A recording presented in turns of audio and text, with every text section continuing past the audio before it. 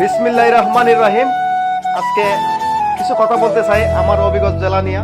হবিগঞ্জের দুর্দিনের আওয়ামী লীগের কান্ডারি জননেতা, আমাদের পৌর মেয়র, তিনবারের যুবলীগ নেতা জনাব মোহাম্মদ আতাউর রহমান সেলিম ভাইকে নিয়ে।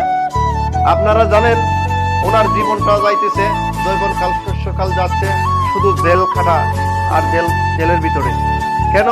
বাংলাদেশের এই জামাত শিবির, এনসিবি, ওই সব কুলাঙ্গাররা তার বিরুদ্ধে মামলা দিয়া একের পর এক শুধু নির্যাতন চালিয়ে যাচ্ছে। আমরা তার মুক্তির দাবিতে হবিগঞ্জ জেলা আওয়ামী লীগ যুবলীগের পক্ষ থেকে নিষিদ্ধ মুক্তি চাই। তার পক্ষে আমরা জোরালো আবেদন করি। বাংলাদেশ যারা বড় পর্যায়ে বিভাগীয় বা কেন্দ্রীয় নেতৃবৃন্দরা আছে তাদের কাছে জোরালো আবেদন করি তার মুক্তি করার জন্য চেষ্টা করার জন্য।